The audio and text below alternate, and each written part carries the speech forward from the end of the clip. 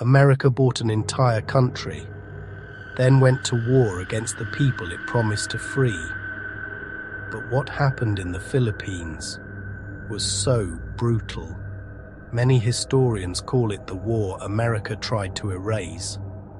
And before this documentary ends, you'll see the single order that turned an island into what one general called a howling wilderness. Most people know the Spanish-American War. Almost nobody knows what America did next, because after defeating Spain, America didn't leave. It stayed, occupied, and fought a war so controversial even Mark Twain condemned it. But there's one twist almost no one sees coming. This war may have created the blueprint for Vietnam, Iraq, and modern empire.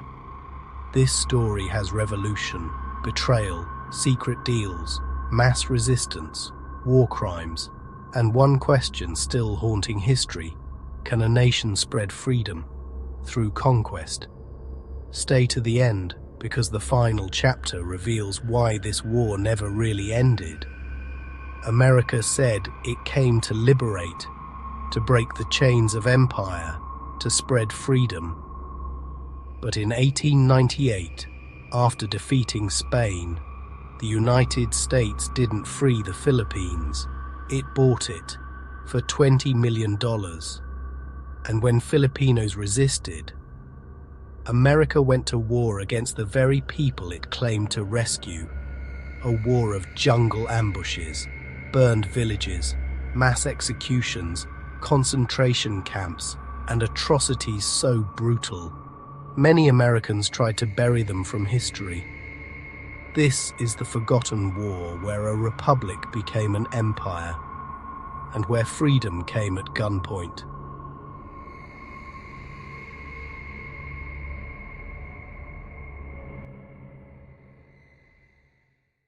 Before America arrived, the Philippines had suffered over 300 years under Spanish colonial rule. Rebellions simmered, priests were executed, nationalists imprisoned. A revolution was already underway. But who were the Filipinos fighting for freedom before Americans arrived? One writer became more dangerous than an army. José Rizal's words ignited a nation. His execution transformed reform into revolution. A secret brotherhood swore in blood to overthrow Spain. The revolution had begun. Young, ambitious, relentless, Aguinaldo would become face of Filipino independence. Then, in Havana Harbor, USS Maine exploded, and America marched toward war. Remember the Maine. But was the war really about Cuba or empire? Commodore George Dewey destroyed Spain's fleet in Manila Bay. An easy victory. A harder question followed. Who would own the victory? America armed Filipino rebels. Together they pushed Spain back. Filipinos believed independence had come. June 12, 1898. The Philippine Republic was born, but Washington did not recognize it. Spain lost. But in Paris, diplomats sold a nation, the Philippines, $20 million. The promise of liberation became possession. The betrayal had begun.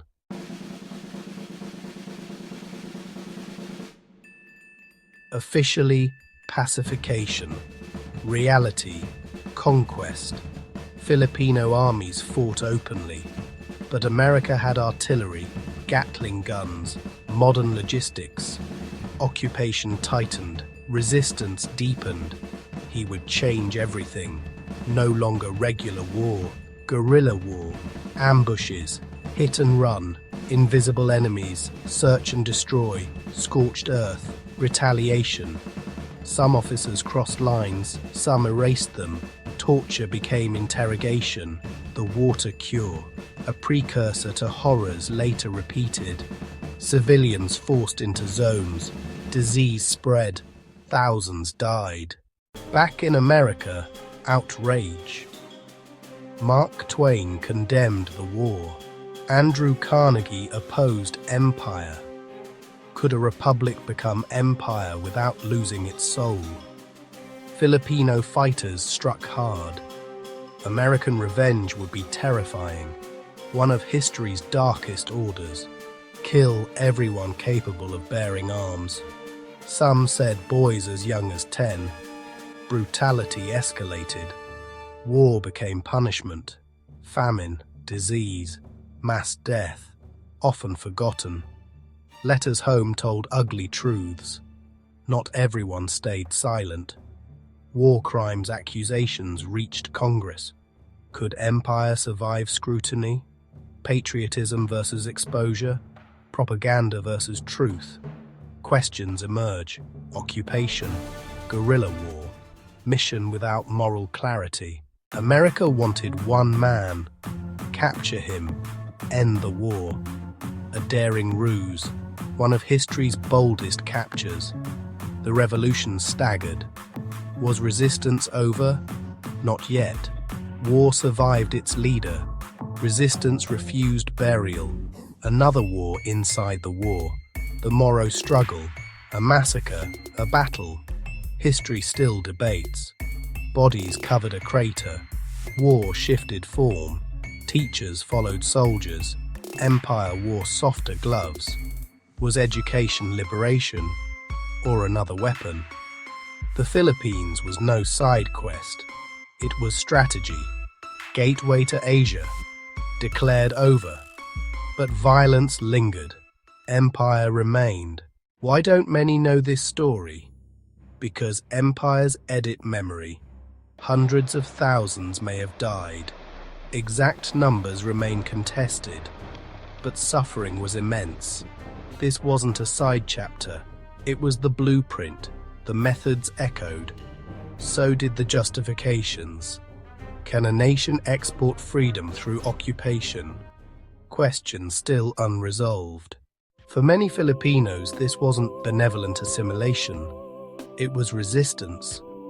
Some wars disappear not by accident, but necessity. The republic born against empire became imperial. That irony still haunts history. America promised freedom. Yet in pursuing empire, it changed itself. The Philippines did not just test America, it transformed America. Because this story is not about 1898. It is about every time power says occupation is liberation and asks you not to notice the difference. Empires often begin with noble words: security, civilization, freedom. But history asks, freedom for whom? At what cost? And who gets written out of the story? The Philippine-American War was not merely forgotten, it was buried. Because buried history can't accuse the living. But now, you know. If this story changed how you see history, share this documentary. Because hidden history survives only when remembered. And subscribe to Dark History File for more forgotten empires, hidden wars, and untold revolutions. Because the darkest truths are often erased first.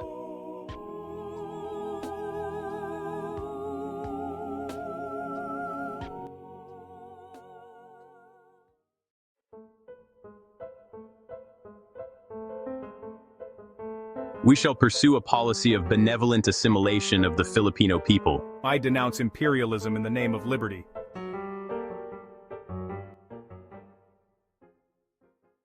They wrote in the dark, by matchlight, by fear, letters pressed with sweat, letters pressed with ash, not speeches, ground, truths.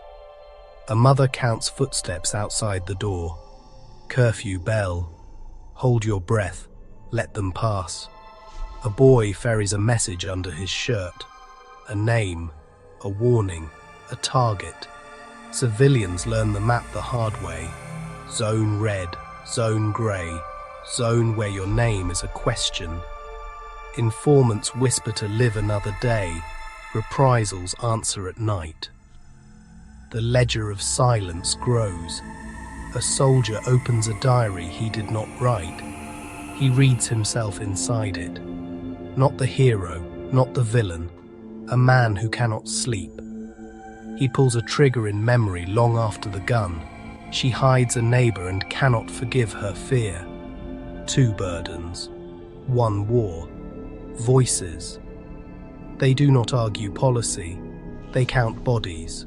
They mark empty chairs. Witness.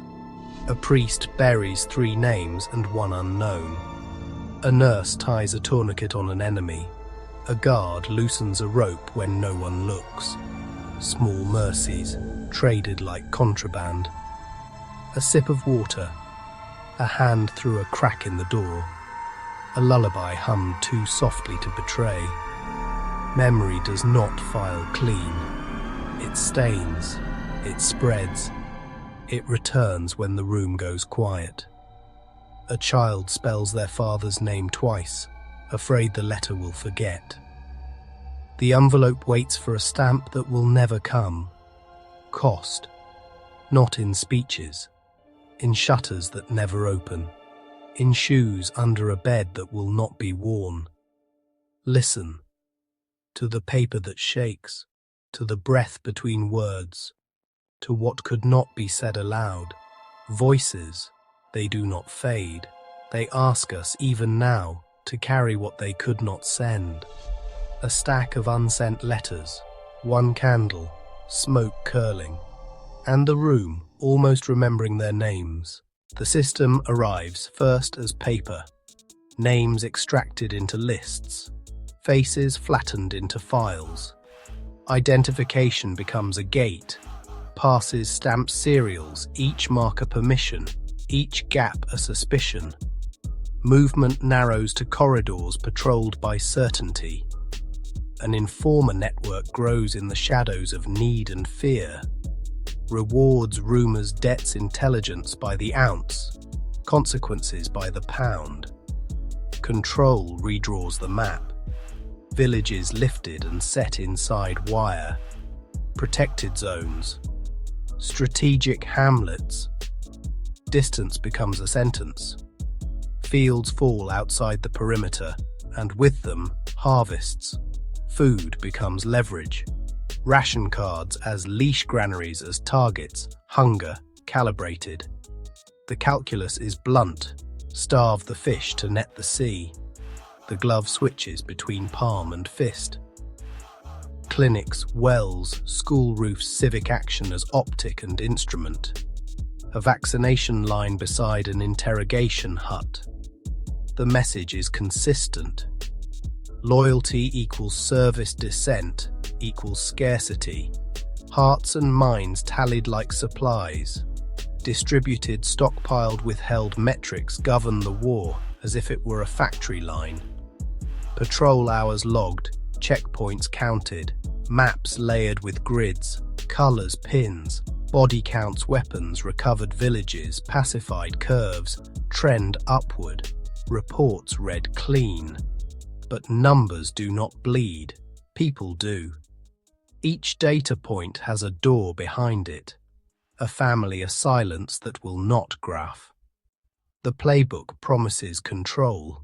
It delivers compliance measured in passes, rations, fear. It compresses a country into a ledger and calls the sum security. And when the stamps fade and the wires rust, the residue remains. Names connected by strings, a web that outlives the hands that spun it. The war learns to speak before it learns to end. Headlines arrive first, bright and obedient, selling liberation by the column inch. Freedom is declared in fonts you can see from across the street. Order is announced like weather. If there is a storm, it is in smaller print. Photographs follow, evidence with borders. A frame is a choice, and choices behave. A soldier's hand extends bread. The edge of the image forgets the burned field just outside. A ribbon cutting shines. The ribbon hides the checkpoint. Faces fit the story. The cut line tucks the rest beneath. Every omission is a kind of sentence. We learn to trust the word stability when it is surrounded by white space. We are told what fits. We nod. We move on. But stories are leaky. A medic keeps a notebook. A clerk copies a memo twice. A conscript writes home and does not edit the blood. A photographer refuses to crop the child out. Small ruptures appear in the varnish. A radio caller who won't hang up. A document left on the wrong desk. A photo that does not obey. Whistleblowers walk in with cardboard folders and tired eyes. They don't sound like heroes. They sound like people who are done lying to themselves. The narrative wobbles. A newsroom hesitates. An editor sharpens a headline, then dulls it again. Truth is not a bomb. It is an itch. Hearings convene. Microphones bloom like metal flowers. Everyone performs concern. Questions are asked for the record, answers are offered for the evening news. Flashbulbs assert reality in bursts. A committee thanks everyone for their service. The word lessons gets a workout. The word responsibility takes a coffee break. For a week we argue at dinner. For a month we share a clip. Then the season changes. A championship run begins. A new scandal takes better pictures. Memory blinks. The feed refreshes. What remains retreats to boxes. Paper turns into custody. The past develops a call number. A stamp declares restricted, which is bureaucracy for not now. The record grows heavier as hands grow fewer. An archivist writes a note to the future and seals it with dust. This is the quiet battleground, not the square, but the shelf. Requests filed, denials returned, appeals narrowed to the width of a redaction bar. In the stacks, power is measured in who is allowed to touch the folder. In the folder, power is measured in what was never written down. Propaganda prefers the present tense. Memory prefers the long pause. Between them sits the file, a promise that someone might one day read to the end. There are always two timelines. What was the whole unruly thing? Mud mercy betrayal, the unphotogenic labor of survival. And what was printed, its tidy cousin, combed, captioned, shippable by noon. If you squint, you can see the seam where they split. If you listen, you can hear the scissors. The image says, "This is all."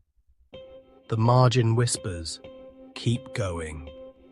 A country is not just what it does, it is what it remembers and what it refuses to remember. Headlines sell redemption on credit. Records collect the interest. When the slogans fade, when the ink yellows, when the search terms change, the story waits in the dark, uncut, uncaptioned, unbeautiful. And then, some distant morning, a lid lifts. Dust rises like a verdict. The past clears its throat. The room is small. The box is heavy. The silence is complete. The page turns. The echo leaves the islands before the ink dries. Cables cross oceans.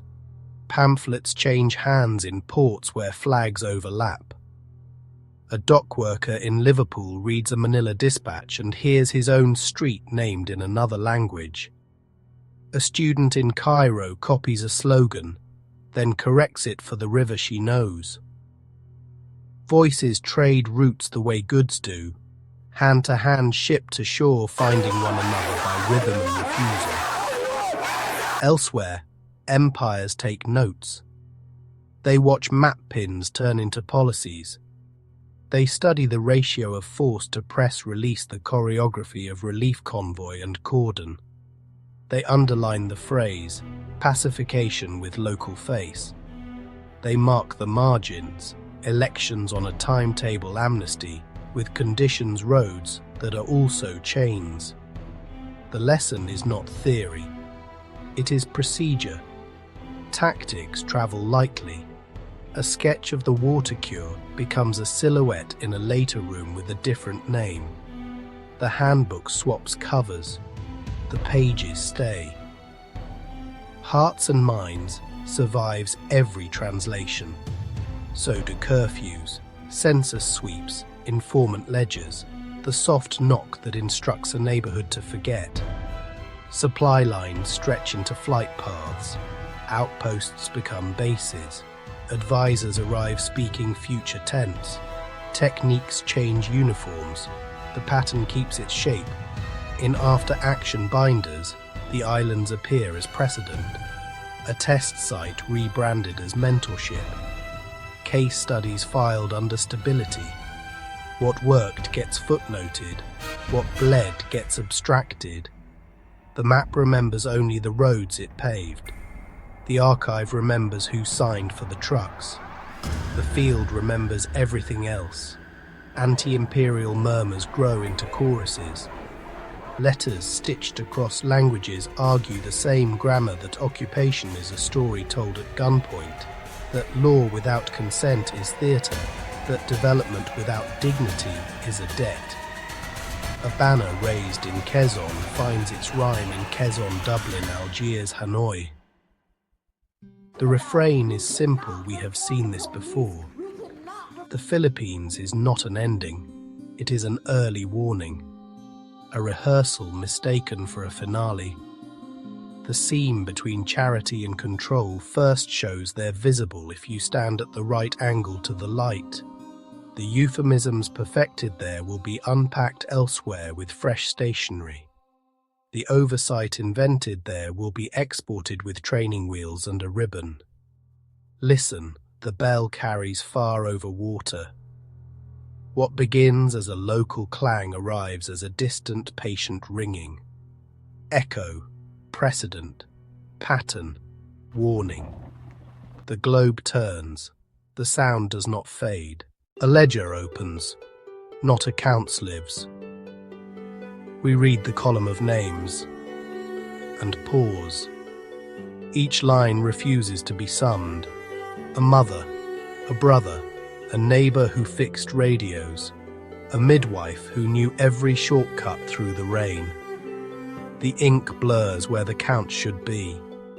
The human cost won't sit still for arithmetic. Coins stack high in another column: appropriations, relief, reconstruction, security.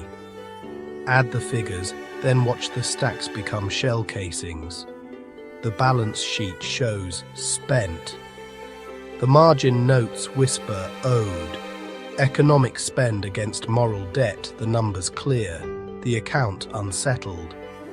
Interest accrues in silence, night watches, empty tables, birthdays missed. Survivors carry what paper can't. An elder folds the story into a child's palms, slowly, carefully. Hear the dates, hear the roads, hear the word they used for mercy that never arrived. The child mouths syllables like seeds. Memory is a currency that only grows when shared, and a weight that lightens when carried together. What does justice look like? Not a tidy sum, not a ribbon on a file. Justice begins where the counting stops and the listening starts. Names spoken aloud, with time left between them. Records opened without redaction. Land returned or paid for at true value. Apologies issued before cameras. Budgets that match their verbs. Trials where needed. Care for the wounded body. Roof, spirit. A right to remember without permission. A promise that training manuals unlearn what was perfected. Candlelight along the shoreline trembles, each flame a ledger line that won't erase. The tide comes in. takes footprints, leaves heat on the air. We tally what can be tallied, pause, and keep a second book for what can only be honored. The page turns to the last entry, an empty chair beside a folded flag. No figure can balance that space. We close the ledger gently, knowing the debt we inherit is not only to the past, but to the future that hears us counting and asks what we will pay forward. Empires thought they had won, but history tells a different story. The battle ended. The rebellion never died. After the treaties and headlines, a quieter war remained memory against forgetting. Villages rebuilt, names faded, and yet the methods traveled. New maps, new justifications, familiar scars, the order that promised peace, taught others how to wage it. From islands to jungles to deserts, the echo didn't fade. Here is the twist. The war didn't disappear. It was absorbed into training, into policy, into the story we tell about ourselves. And still, across oceans and decades, the same question knocks. Can freedom be exported by occupation? What was called pacification became a template. Remember the Philippines not as a footnote, but as a beginning. We recognize the pattern faster, or we repeat it longer. The file closes, the echo does not. If this history matters to you, like, subscribe, and share it so memory wins. Was America liberating the Philippines or building an empire? Tell us below. Another forgotten rebellion would come next. You'll hear it in the rustle of another file.